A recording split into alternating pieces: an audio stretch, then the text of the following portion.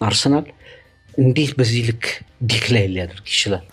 ተጫዋቾቹ በዚህ ልክ እንዴት አቋማቸው ሊወርድ ቻለ የሚለው በርካቶች ምላሽ ያላገኙለት ይመስላል። ሁለተኛው የሜንታል ጥንካሬ ክፍተት፣ የስነ ልቦና ችግር፣ ሜንታሊቲ በጫና ውስጥ አርሰናል መቆም ያለመቻሉ ነገር እንዴት በየአመቱ አይቀረፍም የሚል ጥያቄ ያስነሳ ፐርፎርማንስ ነበር ማለት ይቻላል። ሌላኛው ቡድኑ ሲጫወት አላማ ያለው አይመስልም። ለምሳሌ ከ22 ዓመታት በኋላ ትልቅ ዋንጫ ለማንሳት የተዘጋጀ እድሉም ያለው ከፊትም የሚመራ ተቃራኒዎቹን ተስፋ የማስቆረጥና የሚፈልገው ቦታ ላይ የመድረስ ባለፉት 3 ዓመታት የተጎዳ ከጫፍ እየደረሰ የተመለሰ በስሜት የተሰበረ ቡድን መሆኑን የረሳ ይመስላል። ይሄ በጨዋቱ ላይ አይታይም። አይፈጥንም ቡድኑ በጣም ስለሆነ ቡድኑና ይህም ትልቁ አሳሳቢ ሆኗል። አሁንም ለአርሰናል የዋንጫው ጉዳይ በእጁ ነው። ግን ይሄ እስከ መቼ ሊቆይ ይችላል? ወደ ሲቲ ተላልፎ ላለመሰጠቱ ዋስትናው ምንድን ነው የሚል ትልቅ ጥያቄ ይነሳል። ከማንቸስተር ሲቲ ጋር የሚደረገው ጨዋታ የሲዝኑ የሁሉም ነገር ወሳኝ ጨዋታ የሚሆንበት እድል አለው። በተለይ ማንቸስተር ሲቲ ከቼልሲ 3 ነጥብ ከወሰደ በኋላ የሚገናኙ ከሆነ በተለይ በከፍተኛ ተጋድሎ አርሰናል ምላሽ ካልሰጠ የዚህ ሲዝን የፕሪሚየር ሊግ ጉዳይ ብቻ ሳይሆን ብዙ ነገሮች ወደኋላ የሚሸራተቱበት እንደሚሆን ግምቶች እየተሰጡ ይገኛሉ። አርሰናልን የምነካው መድፈኞቹን ምን አገኛቸው? ለምንድን ነው በዚህኛው ጥፋት ላይ ሁልጊዜ የሚወድቁት? ከስተታቸው ለምንድን ነው የማይማሩት? ትልቁ ጉዳይ ሆኖ እናገኘዋለን። እንግዲህ አርሰናሎች በበርንማውዙ ጨዋታ በሽንፈት ካጠናቀቁ በኋላ ትልቁ ትኩረታቸው የሚሆነው በስታንፎርድ ብሪጅ ቼልሲ ከማንቸስተር ሲቲ ጋር በሚያደርጉት ወሳኝ የፕሪሚየር ሊግ ጨዋታ ላይ ይሆናል ማለት ነው። እንግዲህ ማንቸስተር ሲቲ እድል ተሰጥቶታል። በድጋሚ ኢንቫይት ተደርጓል። በድጋሚ ብቻ ሳይሆን በተደጋጋሚ በዚህ ሲዝን አርሰናል ማንቸስተር ሲቲን ወደ ዋንጫ ለማሳብ ያላደረገው ጥረት የለም ማለት ይቻላል። ሲቲ የለም በዚህ ዓመት ዋንጫውን ትቼዋለሁ ያለ በመሰለበት ሰዓት ሁሉ አርሰናል አልተጠናቀቅም እያለ እየጋበዘ በሽንፈቶቹ እየጋበዘ ፔፕ ጓርዲዮላንና ማንቸስተር ሲቲን ወደ ዋንጫው እንደገና በድጋሚ የሳበበት አጋጣሚ ትናንት ዛሬ በኤምሬትስ እንደገና ተፈጥሯል በበርንማውዙ ሽንፈት። እናም ይህንን ጫና ለማሳደር የመጨረሻውን ምዕራፍ ጫና ለማሳደር ጓርዲዮላ ያውቀዋል። ይህን ነገር ከዚህ በፊት አድርጎታል፣ 2 ጊዜ አድርጎታል። በድጋሚ ለ3ኛ ጊዜ ለመሞከር ፈጽሞ ከእጅ የወጣውን አጋጣሚ እንደገና ለመጠቀም ከቼልሲ ጋር ከፍተኛ ተጋድሎ ያደርጋል። በአንጻሩ ቼልሲ ደግሞ ለአውሮፓ ቻምፒየንስ ሊግና ለአውሮፓ ውድድሮች ለማለፍ ከፍተኛ ትርጉም ያለውን ውጤቱን ነው የሚያከናውነውና ነገ አይኖች ሁሉ በስታንፎርድ ብሪጅ ይሆናሉ። የቼልሲ እና የሲቲ ደጋፊዎች ብቻ ሳይሆን ፕሪሚየር ሊጉን በሙሉ የሚከታተሉት በንቃት የሚመለከቱት ከፍተኛ ጨዋታ ይሆናል ተብሎ የሚታሰበው። ሲቲ ኦልሬዲ የዋንጫ አንስቷል። አርሰናልን 2-0 በማሸነፍ የካራባው ካፕን ዋንጫ አንስቷል። ወደ ኤፍኤ ካፕ ሰሚፋይናል አልፏል። በፕሪሚየር ሊጉ ደግሞ እንግዲህ እንደገና ሞመንተም ካገኘ ወድቆ የነበረው የፔፕ ጓርዲዮላ ቡድን ወደኋላ ተንሸራቶ የነበረው የፔፕ ጓርዲዮላ ቡድን እንዴት በአስደናቂ ሁኔታ እንደሚያጠናቅቅ በብዙ ዋንጫዎች ደግሞ የታሰበው አርሰናል እንዴት ሲዝኑ ወደኋላ ሊመለስ እንደሚችል ማሰብ ያስፈልጋል እና ይህ ሁሉ በሲቲ በኦልትራፎርድ በሲቲ የስታንፎርድ ብሪጅ ከዛ በኋላ ደግሞ በኢታዱ የአርሰናል እና የሲቲ ጨዋታ ላይ ቤዝ የሚያደርግ ነው ማለት ይቻላል። ሲቲ በተለምዶ ወደ ፒኩ የሚመጣው ወይም ወደ ጥሩ አቋሙ የሚመጣው ወደ መጨረሻ ሲዝን እንደሆነ ይታወቃል። አርሰናል በአንጻሩ በተቃራኒው ወደ መጨረሻ ሲደርስ የሲዝኑ የመጨረሻ ደካማ አቋሙን ማሳየት ይጀምራል። ካለፉት 31 የፕሪሚየር ሊግ ጨዋታዎቻቸው መካከል በኤፕሪል ካደረጓቸው 31 የፕሪሚየር ሊግ ጨዋታዎች መካከል 28ቱን አሸንፈዋል። ኤፕሪል ላይ ካደረጓቸው ምን ያህል ቡድኑ ወደ ኮንሲስተንሲ ወደ ኤሊት ወደሆነ ኮንሲስተንሲ እንደሚመጣ የሚያሳይ በጣም ወደ ታይትል ወደሚወስኑ ጨዋታዎች አካባቢ ሲደርስ የሚነሳ ቡድን መሆኑን በደንብ የሚያሳይ ነው ማለት ይቻላል። እንግዲህ ከቼልሲ ጋር በሚኖረው ጨዋታ ቼልሲ 6ኛ ደረጃ ላይ ነው የሚገኘው። ከሊያም ሮዚኒየር ጋር በተያያዘ ባለፉት የመጀመሪያ 4 ጨዋታዎችን ካሸነፉ በኋላ አሰልጣኙ እንደመጡ በጣም ጥሩ ግምት ከተሰጣቸው በኋላ በንጽጽር ቀጥሎ ካድርጓቸው 6 ጨዋታዎች ደግሞ አንዱን ብቻ ነው ያሸነፉትና አሰልጣኙም ጫና ውስጥ የሚገኙ አሰልጣኝ ናቸው። ይህንን ጫና ለመቀልበስ ተቃውሞ ለመቀልበስ ከፍተኛ ተጋድሎ ያደርጋሉ ተብሎ የሚታሰበው 2 የሊግ ጨዋታዎችን የፕሪሚየር ሊግ ጨዋታዎችን ያለፉትን ተሸንፈዋል። 3ኛ ተከታታይ ሽንፈት ላለመሸነፍ ከ2023 በኋላ 3 ተከታታይ ሽንፈቶችን ላለመሸነፍ ቼልሲ ተጋድሎ ያደርጋል ተብሎ የሚታሰበው የኤንዞ ፈርናንዴስ በቅጣት ምክንያት እንደገና በዚህ ጨዋታ ላይ ላይሰለፍ ይችላል። የቼልሲ ዋናው ክሬቲቭ ፎርስ እንደሆነ ይነገራል። ጎሎችን ያስቆጥራል፣ ክሬት ያደርጋል። ፔናልቲ ኤሪያ ላይ አካባቢ ያሉ የቼልሲ አደገኛ እንቅስቃሴዎች ላይ በንቃት ይሳተፋል። እንደ ኮል ፓልመር አይነት ተጫዋቾች በሚገባው ልክ ባይመጡም ግን 9 ጎሎችን አስቆጥሯል። በስኳድ ውስጥ 2ኛው ከፍተኛ ጎል አስቆጣሪ ነው። በነገም ጨዋታ ይጠበቃል። የቀድሞ የሲቲ ተጫዋች እንደሆነ ይታወቃል እና ሁልጊዜ ከማንቸስተር ሲቲ ጋር በሚኖረው ጨዋታ ፐርፎርም ከሚያደርጉ ተጫዋቾች መካከል አንዱ ነው። ማንቸስተር ሲቲ በኩል እንግዲህ ኤርሊንግ ብሮት ሃላንድ በኤፍኤ ካፑ ሊቨርፑልን 4 ጎል አስቆጥሮ ሲረመርሙ ሃትሪክ ሰርቷል።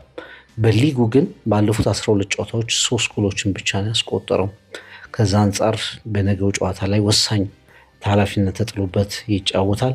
በርናንዶ ሲልቫ የፕሪሚየር ሊጉ ላይ በጣም በብዙ ጨዋታ የተሰለፈ 297 ጨዋታዎችን የተሰለፈ የፖርቹጋል ተጫዋች ለመሆን ብዙ የተጫዋታ የፖርቹጊዝ ተጫዋች ለመሆን ነገ ይሰለፋል።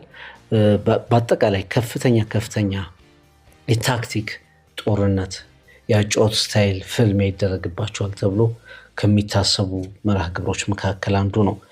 ለሲቲ የቻምፒየንስ ሊግ የፕሪሚየር ሊግ ዋንጫን የማንሳት ጉዳይ ተልኮን የመጨረሻውን ሙከራ የማድረግ አርሰናል የሚጥላቸውን አጋጣሚዎች የመጠቀም የአርሰናልን መፍረክረክ የማለፍ ጉዳይ እና በመጨረሻ ያልታሰበውን ፕሪሚየር ሊግ የማንሳት ጉዳይ ሆኖ የሚሆነው። በአንጻሩ ለቼልሲ ደግሞ ከቻምፒየንስ ሊግ ስፖርቶች ላለመራቅ የሚደረግ ፍልም ይሆናል። ቼልሲ ባለፉት 9 ጨዋታዎች ከሲቲ ጋር ባደረጋቸው አንዱንም አላሸነፈም። 3 ጊዜ አቻ ተለያይቷል፣ 6 ጊዜ ተሸንፏል። ሲቲ ደግሞ እንግዲህ ባለፉት 5 ጨዋታዎች 4ቱን ስታንፎርድ ብሪጅ ላይ ማሸነፍ ችሏል። ጠንካራ ሳይኮሎጂካል አድቫንቴጅ ያለው ቡድን ነው ማንቸስተር ሲቲ ወደዚህ ቦታ ሲመጣ ማለት ነው እና ይህንን ጨዋታ በርካቶች በከፍተኛ ጉጉት ይመለከቱታል። በተለይ የአርሰናል ያልታሰበ ነጥብ መጣልን ተከትሎ በርንማውዝ ከአርሰናል የወሰደውን ነጥብ ተከትሎ ማንቸስተር ሲቲ እድሉን ይጠቀማል ወይስ አይጠቀምም ከሚል ጥያቄ ጋር የሚደረግ ጨዋታ ይሆናል ማለት ነው። ፕሪሚየር ሊጉ ከ2 ሳምንት በኋላ ነው የሚመለሰው። በሌሎች ጨዋታዎችም የሚጠበቁ ነገሮች አሉ። አንደኛው ባትል ለቻምፒየንስ ሊግ የሚደረገው ቶፕ 5 ውስጥ ገብቶ ለማጠናቀቅ የሚደረገው ትንቅንቅ ይሆናል። ማንቸስተር ዩናይትድ እድሉ በጣም በሰፊው ነው ከሁለቱ ክለቦች ቀጥሎ ከማንቸስተር ሲቲ እና ከአርሰናልና ከማንቸስተር ሲቲ ቀጥሎ ዩናይትድ እድሉ በእጁ ነው። ኮንፊደንሱን አግኝቷል። በማይክል ካሪክ ስር ጥሩ ነጥቦችን ሰብስቧል። አስቶን ቪላ እንግዲህ የነበረውን ሞመንተም አስቶን ቪላ ነበር ለዋንጫ ጭምር እየተፎካከረ የነበረው፣ ግን በወሳኝ ሰዓት ላይ ነጥቦችን በመጣሉ ምክንያት አስቶን ቪላ ወደ ትግሉ ገብቷል። ሊቨርፑል እንደዚሁ ወጥ ያልሆኑ ሌላኛው በሁሉም ውድድሮች እድል የሌለው የቻምፒየንስ ሊግ እድሉን ብቻ ለማሳመር የሚፋለም ነው። ምናልባት የቻምፒየንስ ሊግ እድሉ 2-0 ተሸንፏል በፓሪስ ሰን ጀርመን። ያንን በመልስ ለመቀልበስ ከቻለ ብቻ ነው የዋንጫ ፉክክር ውስጥ የሚገባው። ከዛ ውጪ ሊቨርፑል በቻምፒየንስ ሊግ ቶፕ 5 ውስጥ ለማጠናቀቅ ነው ቀሪ እድሉ እና ወጥ ያልሆነውን አቋሙን በቻምፒየንስ ሊግ ተጋድሎ ለመደምደም እንደዚሁ ተጋድሎ ያደርጋል። ቼልሲ ስቲል በአሰልጣኝ ማሬስካን ካሰናበተበት ጊዜ ጀምሮ የሚቸገር ቡድን ነው። አጫወቱን ማተም ያልቻለ እንዲህ አይነት አጫወት አለው ተብሎ መገመት ያልቻለ ወጥ ያልሆነ ቡድን ሆኖ እየተመለከት ነው እንገኛለን እና ለአምስቱ የቻምፒየንስ ሊግ ቦታዎች የሚደረጉ ፍልሚያዎች በጣም ወሳኝ የሚሆኑበት ነው ብሎ ማሰብ ይቻላል። ነጥብ መጣል ኢንኮንሲስተንት መሆን ዋጋ ያስከፍላል። 14 ቲሞች ለአውሮፓ ውድድሮች በእንግሊዝ መቅረብ ይችላሉ። እስከ 14 የሚደርሱ ቡድኖች ብሬንትፎርድ፣ በርንማውዝን የመሳሰሉ ወሳኝ ቡድኖች እንደ ብራይተን ሆቭ አልቢዮን፣ ክሪስታል ፓላስ፣ ሰንደርላንድ እንደዚህ ወደ ዩሮፕ የመመለስ እድል አላቸው። ኤቨርተን፣ ፉላም፣ ኒውካስል ዩናይትድ በሶስት ውድድሮች ድረስ የመሳተፍ እድል አላቸው። 14 ቡድኖች የአውሮፓ እድላቸው ያልተደመደሙ 14 ቡድኖች አሉበትና እያንዳንዱ ፊክስቸር ምን ያህል ከባድ እንደሚሆን መገመት ይቻላል። ሌላኛው በዚህ ሳምንት ፕሪሚየር ሊጉ ሲጀምር አርብ ዕለት ነው የጀመረው። ዌስትሃም ዩናይትድ ወልቭስን 4-0 ካሸነፈ በኋላ የተከሰተ ነገር አለ። ቶትናም ሆትስፐር ከረጅም ጊዜ በኋላ በቀጥታ ወራጅ ቀጠና ውስጥ ገብቷል። ከሶስቱ ወራጅ ቡድኖች አንዱ መሆኑ ተረጋግጧል። ዲዘርቢን ትልቅ ኃላፊነት እንደሚጠብቃቸው ያረጋገጠ ውጤት ነበር ማለት ይቻላል። ሰርቫይቭ ማድረግ መቻል አለበት። ይሄ ነው የተሰጣቸው ሚሽን ሮቤርቶ ዲዘርቢ። በጣም አጣብቂኝ ፊክስቸሮቹ ሲታዩ ፈታኝ ናቸው። የስፐርስ ፊክስቸሮች ብዙ ውድዶችን በበላይነት መደምደም ይችላል ተብሎ የሚታሰበው ቡድን በእንዲህ አይነት ክራይሲስ ውስጥ መገኘቱ በርካቶችን አስገርሟል። በወራጅ ቀጠና ቡድኖች ሁሉ የሚሸነፍ የሚደቆስ ስፐርስን እየተመለከት እንገኛለን እና ምን ያህል ምላሽ ይሰጣሉ? ከሰንደርላንድ ጋር ነው የሚጫወቱት። ስፐርስ በሌላው ትኩረት የሚስበው ቡድን ይሆናል። በዚህ ሳምንት በመልካም ጎኑ ሳይሆን ከወራጅ ቀጠና መውጣት ይችላል ወይስ አይችልም ከሚል ጥያቄ ጋር ይፋለማል ሰንደርላንድ ማለት ነው። ሌላኛው ዩናይትድ ነው። በዩናይትድ በኩል እንግዲህ ከሊድስ ጋር ነው ሰኞ ነው የሚጫወተው። ማንቸስተር ዩናይትድ ቋሚ አሰልጣኝ መሆን አለበት የለበትም የሚለው ይሄ በማይክል ካሪክ ትኩረት እንዳለ ሆኖ በዚህ በማይክል ካሪክ መምጣት በተሻሻለው ቡድን ውስጥ እንደገና የተፈጠረው እንደገና አቋሙን ያገኘው ብሩኖ ፈርናንዴስ 20 አሲስት ለማድረግ በቴሪ ሄንሪ ተይዞ የነበረውን ሪከርድ ይሰብራል ወይስ አይሰብርም የሚለውን የሚያከናውንባቸውም ጊዜያት የሚመጡበት ነው ማለት ይቻላል። የአሲስት ኪንጉ ቴሪ ሄንሪ ነው። 20 አሲስት አለው፣ ሪከርድ ነው። ብሩኖ ፈርናንዴዝ 16 ደርሷል። 7 ጨዋታዎች ይቀራሉ። 5 አሲስት ማድረግ ከቻለ ከዚህ በኋላ የቴሪ ሄንሪን ሪከርድ መስበር ይችላል ማለት ነው። እንግዲህ ማንቸስተር በጣም ስሎው ስታርት መጥፎ አጀማመር ነበር ያደረገው። ከዛ በኋላ ግን በቅርብ ጊዜያት ውስጥ ማይክል ካሪክን ካመጣ በኋላ ራሱ ብሩኖ ፈርናንዴስ በክሬቲቪቲ በመሪነት የማጥቃት እንቅስቃሴ ላይ ባለው ሚና በሁሉም ነገር የተለየ ተጫዋች ሆኗል እና የዚህ ተጫዋች የሪካርድ ጉዞ እንደገና የሚታይበት ነው ብሎ ማሰብ ይቻላል። በቻምፒየንስ ሊግ እና በፕሪሚየር ሊግ መካከል ያለው ዳይለማ እንደገና የሚታይበት ነው። አርሰናል በርንማውዝን ቢያሸንፍ ኖሮ በቻምፒየንስ ሊጉ ላይ መነቃቃት ለማንቸስተር ሲቲው ጨዋታ ሌላ ትልቅ ሞራል ይሆን ነበር። አሁን የማንቸስተር ሲቲው ወሳኝ ጨዋታ የሞት የሽረት ጨዋታ ከቻምፒየንስ ሊጉ ጨዋታ ጋር አብሮ የመጣበት ሳምንት ነው። ይህንን እንዴት ሚኬል አርቴታ ያጣጥመዋል የሚለው ትልቁ ጉዳይ ነው።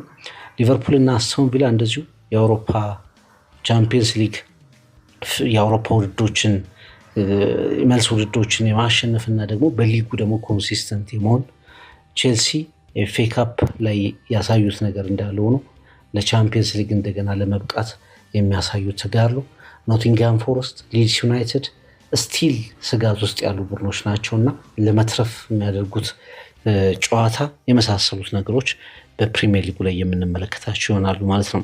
ከወራጅ ቀጠና ውስጥ እንግዲህ እንደ ወልቭስ አይነት ቡድኖች ኦልሬዲ መሰናበታቸው ኦልሬዲ ተረጋግጧል። ምናልባት ግን በስንት ነጥብ ይወርዳሉ?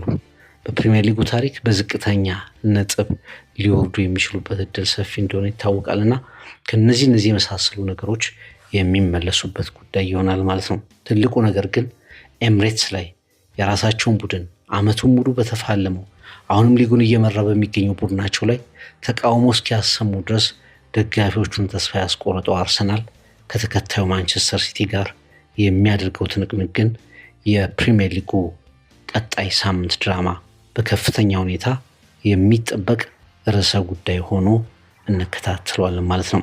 የፍቅር ቃል ዩቲዩብ ቤተሰቦች አሁንም በድጋሚ አስተያየታችሁን አካፍሉን።